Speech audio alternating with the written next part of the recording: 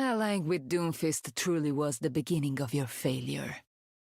Failure is only a threat to those who see a single path.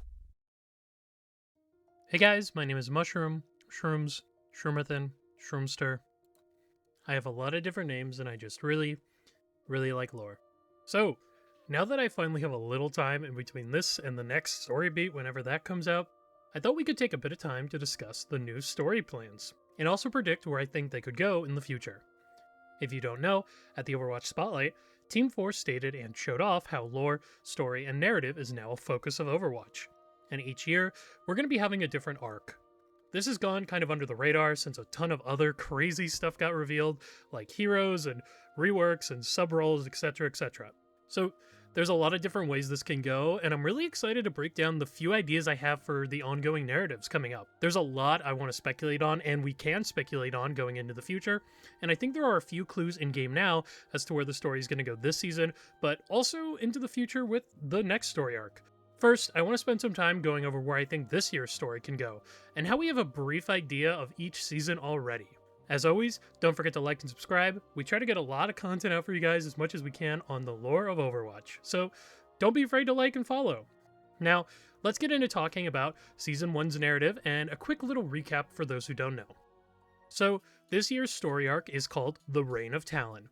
There's a really fun promotional image I'll put on screen that kind of goes through the idea of yearly story arcs, but for those that don't know, the yearly story arcs are going to be one cohesive narrative going from Season 1 to Season 6, and then we're going to be restarting at the beginning of next year. This year, we're starting off with an attack on Gibraltar, and Talon coming back into the limelight.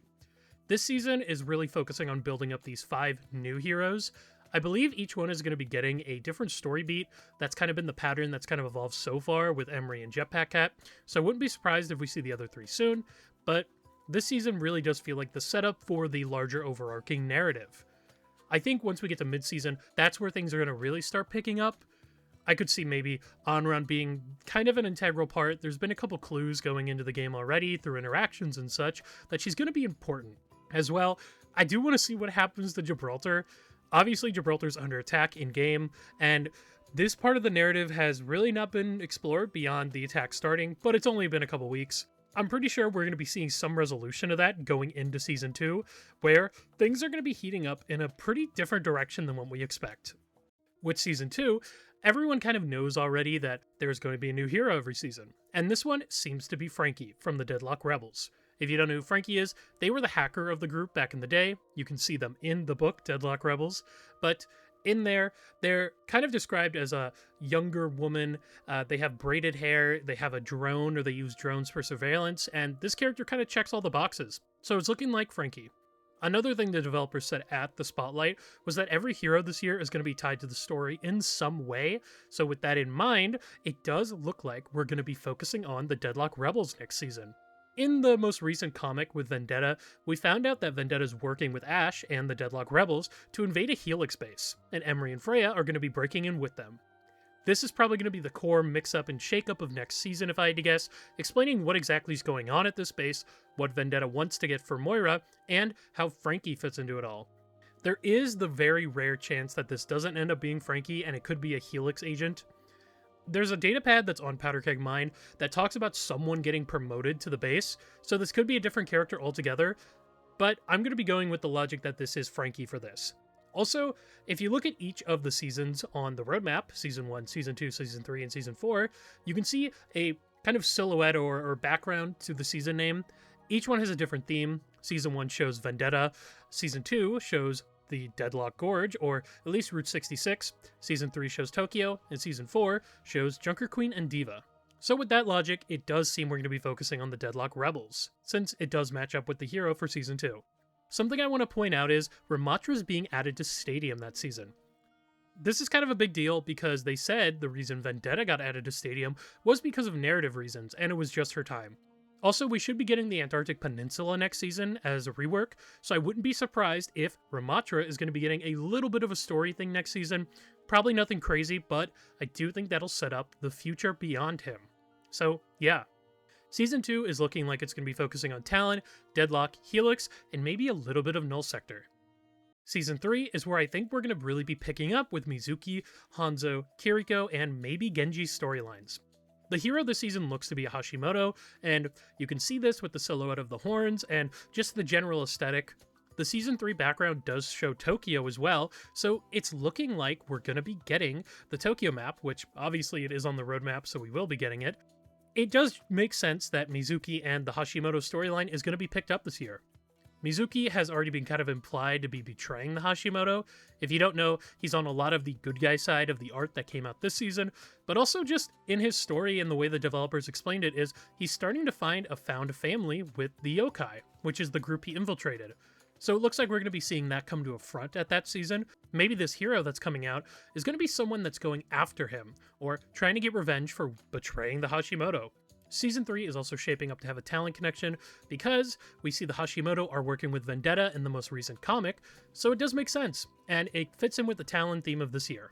So it does look like Season 3 is going to be continuing that storyline and explaining what exactly is going on in Japan. We could even see Kiriko's father, Toshiro, finally get a little bit more added to him, since the yokai are trying to free him, and the Hashimoto are using him to make more of these anima tech weapons, which are the things that even Hanzo and Genji's dragons are made from, or Kiriko and her fox. Now, Season 4 is where we get a little confusing. The banner on Season 4 shows Junker Queen and Diva, so I think we do know who the hero is going to be. If you don't know, this hero is going to be our tank, I'm assuming a tank at least, and looks to be Demon from Mecha Squad. Demon is Diva's rival and has been a long requested hero, so it does make sense, and as well having Diva on the banner does show that it's probably going to be Demon. But I do think also that this is going to be the time they continue with Mauga and Junkertown.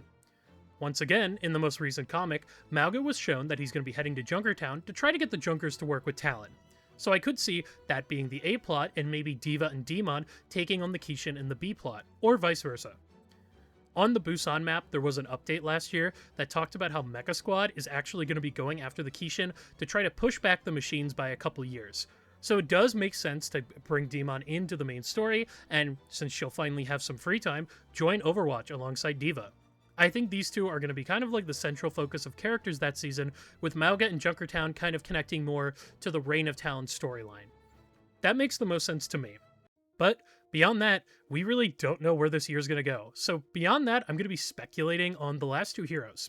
The other two heroes coming are these two mysterious Omnics, I'm assuming. One of them is definitely an Omnic. You can see the guy with the cane there. He's got the dots. That's an Omnic. The other one looks like a member of Null Sector. So I think this year, since everything has to be involved with the Reign of Talon, is going to be using these two in a pretty unique way. I think there's a good chance the detective is going to be the first one we get of these two. They did confirm recently that every single season we're going to be getting an updated map or a new core map. And there's one other map coming to the game this year, a Watchpoint, set in, I believe, Iceland. This, of course, is going to be Watchpoint Grimsvoten, I hope I pronounced that right, which is a thing from Overwatch Declassified. It's a massive prison.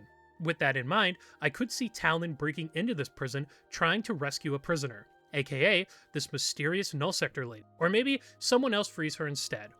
Then, we have the detective who comes onto the case trying to figure out what exactly is going on, and that's how they connect to the overarching story, and leads into year 2. That's really all I have on this year, since there's not a lot to talk about with Season 5 and 6, aside from that little theory, which even then, not a lot to go off of. Something else I do want to mention though is, in the Blizzcon art, you can see Doomfist for the Overwatch part in it, so there is a really good chance that Doomfist is going to be coming back in Season 4, and sets up Season 5 and 6's heroes, these two Omnics. I am really curious if this is going to be what they go with, and how this storyline kind of wraps up, because there's really only two ways the story can go beyond this into next year at the moment, and that's between Null Sector and the Conspiracy.